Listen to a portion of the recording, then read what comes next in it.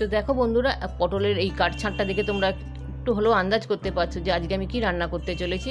দেখো পটলের পাতলা খোসাটা আমি পরিষ্কার করে নিয়েছি আর দুদিক থেকে একটু করে কেটে দিয়েছি, একদিকে একটু বেশি করে কেটেছি আর একদিকটা একটু অল্প করে, যে গোল চাকতিগুলো কিন্তু কাজে লাগবে।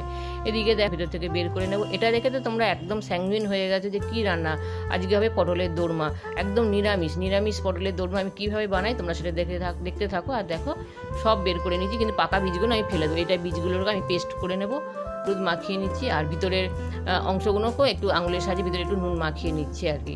এবার তেল দিয়ে এরকম ভাজার দরকার সেই মতন ভেজে নেব। আশাটা কি তোমরা সবাই খুব ভালো আছো, আর আমার এই অনেকদিন পর ভিডিও দিচ্ছি, আশা করবো যে তোমরা পুরো ভিডিওটাই ওয়াচ করবে। প্রথমে আদা বাটা দিলাম, তারপর নুন দিয়ে দিচ্ছি, নুনটা না দিলে বড্ড চড়বড় করবে ওই জন্য দিয়ে দিলাম আর কি। সামান্য কিন্তু একটু গোটা জিরে ফোড়নও দিয়েছি। আর দেখো যেগুলো আছে আমি তোমাদের যখন দেবো বলে দেবো আর কি। দেখো কাঁচা লঙ্কা কুচি দিচ্ছি, কাঁচা লঙ্কা কুচি অথবা তোমরা পেস্ট করেও দিতে। আর পটলের পেস্টটা তোমাদের দেখিয়ে দিলাম। একটা মাঝারি আলু অর্ধেকটা সিদ্ধ করে কুড়ে নেওয়া, গাজর কুড়ানো, যেটা আমি দেবো যেগুলো সেগুলো দিচ্ছি আর কি। পটলের পেস্টটা আগে কষিয়ে নেওয়ার পর গাজরের যে কুড়ানো গাজরটা ছিল সেটা দিয়ে দিলাম। এবার ধনে গুঁড়ো জিরে গুঁড়ো সব দিয়ে দিলাম, একটু জল দিয়ে ওটাকে ভালো করে কষিয়ে নেব। এবার দেখো এই যে সয়াবিনের যে পেস্টটা, এটা ঠিক পেস্টে যতটা মানে ভিজিয়ে যতটা শুকনো করে গুঁড়ো করা যায় মিক্সিতে আর কি, সেটাই করেছি। এবার সেটা যে কুড়িয়ে রেখেছিলাম, যার এটা মোলায়েম হওয়ার জন্য কুড়িয়ে নিয়েছিলাম আর কি। অবশ্যই সিদ্ধ করা আলু, ওটা একটা মাঝারি সাইজের অর্ধেকটা, আলুটা জাস্ট বাইন্ডিং করার জন্য আর কিছু না। একটু গরম মশলার গুঁড়ো দিয়ে দিলাম।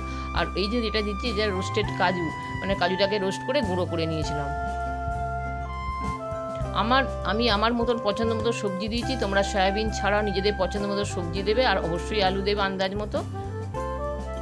এবার দেখো এখন যা পটল যে চলছে, এখন এই পটলের নর্মাল রান্না যে সামান্য যে মানে নর্মালি যে আমরা রান্না করি আদা জিরে বাটা দিয়ে, সেইভাবে রান্না করলে না এখন একদম ভালো লাগে না খেতে। আমার মেয়েটা একদমই খাবে না, ও মানে একটু এইরকম খরচে বা পটলের কালিয়া যেটাকে ধরো আমরা কাজু টাজু দিয়ে করি সেরকম করলে তাহলে খাবে। আর এই জন্য দেখো একদম আনন্দের সঙ্গে আজকে ভরতে শুরু করো, আগেই বলেছে আমাকে কিন্তু ভরতে দেবে। আর এগুলো সব ভরা হয়ে গেছে, এবার টুথপিক দিয়ে এগুলো আটকে দিচ্ছে আর কি। তো বন্ধুরা অনেকদিন পর ভিডিও দিচ্ছি, তার কারণ আমার গলার স্বরটা একদমই ভেঙে গিয়েছিল। দেখো সুন্দর করে পুরটা দিয়ে দিয়েছে, মানে গলা দিয়ে ভালো করে আওয়াজ বেরোচ্ছিল না, মনে হচ্ছিল না যে এটা পুরুষের গলা না মহিলার গলা, বোঝা যাচ্ছিল না। গলা দিয়ে যখন কথা বলছিল মনে যেন ছাগলের গলা বেরোচ্ছে আর কি, স্বরটা আর কি। তো ওই জন্য আমি কোনো ভিডিও আপলোড করিনি, স্বর দিতে পারবো না বলে।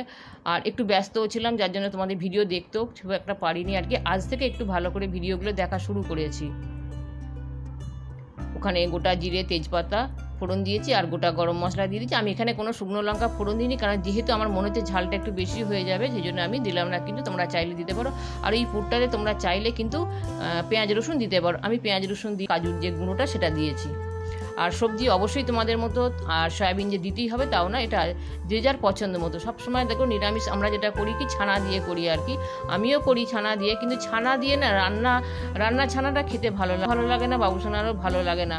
আর অনেকবার করেছি বলে এবারে আমি এইরকম করলাম আর কি, টোটালি একদম নিরামিষ, মানে ছানাটাও নিরামিষ, কিন্তু এটা আমি একদমই ছানাটা বাদ দিয়ে যেভাবে করলাম সেটা তোমাদের সাথে শেয়ার করলাম।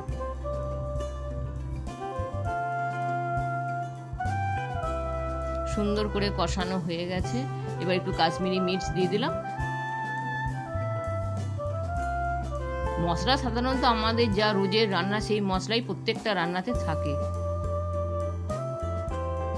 এবার একটু টক দই দিয়ে দিলাম আর কি। টক দইটা আগের থেকে ফেটাইনি, আমার মনে ছিল না বলে ফেটাইনি, মনে পড়ে গেছে যে টক দই দেবো, সেই জন্য একটু আর ফেটানোর সুযোগ হয়নি, কড়াতেই একবারে ডাইরেক্ট দিয়ে দিলাম। সুন্দর করে কিন্তু অনেকটাই মিশে গেছে, লাম্প কিন্তু কোনো ছিল না রান্না করার পর, সেটা তোমরা দেখতেই পাবে। আর ভিডিওটা না অনেকটা বড়, প্রায় 20-25 মিনিটের ভিডিও হয়ে গেছিলো, যার ফলে অনেকটাই কাটছাট করে দিয়েছি এবং স্পিড করতেও হয়েছে, নাহলে এটাকে একটা নর্মাল যে একটা টাইমিং সেটাতে আনা যাচ্ছিল না। আর বেশি বড় ভিডিও করলে দেখার সত্যি সময়ের অভাব প্রত্যেকেরই।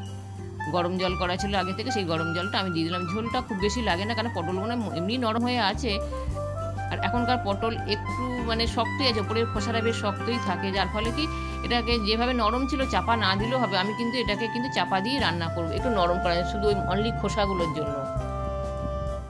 এবার ঝোলটা ফুটে উঠেছে। ঝোলটা আন্দাজ মতো দেবে, যে যেরকম গ্রেভি রাখবে। খুব বেশি ঝোল এতে ভালো লাগে না, একটু মাখা মাখাটাই আমার মনে হয় বেশি ভালো লাগে।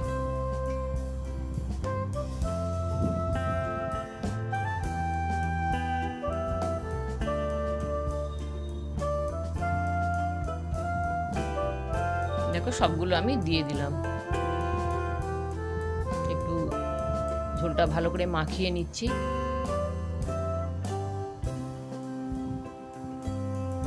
আমার প্রত্যেকটা বন্ধু, বিশেষ করে যাদের কুকিং চ্যানেল আছে, প্রত্যেকেই কিন্তু সুন্দর সুন্দর রান্না করে।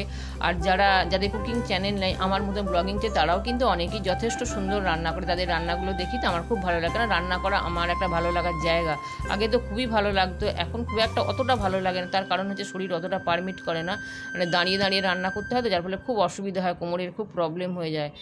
নাহলে আমি রান্না করতে ভীষণ ভালোবাসি। দেখো ফুটে গেছে আর কি।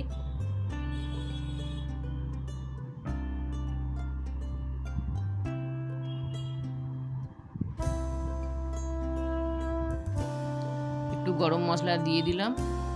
এবার নাবানোর সময় হয়ে গেছে, এবার গরম মশলা দিয়ে দেবো। যেহেতু নিরামিষ করছি আমি একটু ঘি দেবো, ন্যাচারালি ঘি দিই না বাবুসোনার কারণে, কিন্তু আজকে একটু ঘি দিয়েছি আর কি। আর আমি যেটাই রান্না করি না কেন বন্ধুরা, আমি নিজে কিন্তু কোনো স্বাদগন্ধ পাই না। জানি না তোমাদের এরকম হয় কিনা, আমি কিন্তু রান্না করি, এটা আমার কিন্তু মানে মোটে ভালো লাগে না, মনে হয় যেন খুব একটা ভালো হয় না। কিন্তু বাবুসোনা কিন্তু সার্টিফিকেট দিয়ে দিয়েছে, বাবুসোনা বলেছে অপূর্ব, মেয়েও বলেছে ভালো হয়েছে, আর দাদা তো বলবেই। নিজের ভালো না লাগলেও বাড়ির সদস্যরা খেয়ে নাম করলেই যথেষ্ট, আর কিছু দরকার নেই। তখন মনে হয় যে রান্না করাটা সার্থক।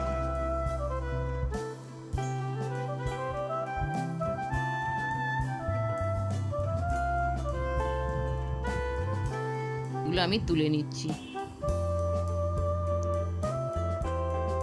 এগুলো একটু সাবধানে তুলতে হয়, নাহলে পুরটা বেরিয়ে যাওয়ার একটা ভয় থাকে আর কি। আর এই ভিডিওটা যখন এডিট করছিলাম, এডিট করার পর যখন ভয়েস দিচ্ছি, তখনও কিন্তু অনেকবারই আমাকে রিমুভ করতে হয়েছে, কেননা গলা মাঝে মাঝে চিড়ে যাচ্ছিলো আর কি, তা সেই জন্যই। তো দেখো এই তো ফাইনাল লুক তোমরা দেখতেই পাচ্ছ, খুব সুন্দর একটা কালার এসেছে। তো বন্ধুরা বিদায় নিতে হচ্ছে, আশা রাখি তোমাদের ভিডিওটা ভালো লেগেছে। Tata bye.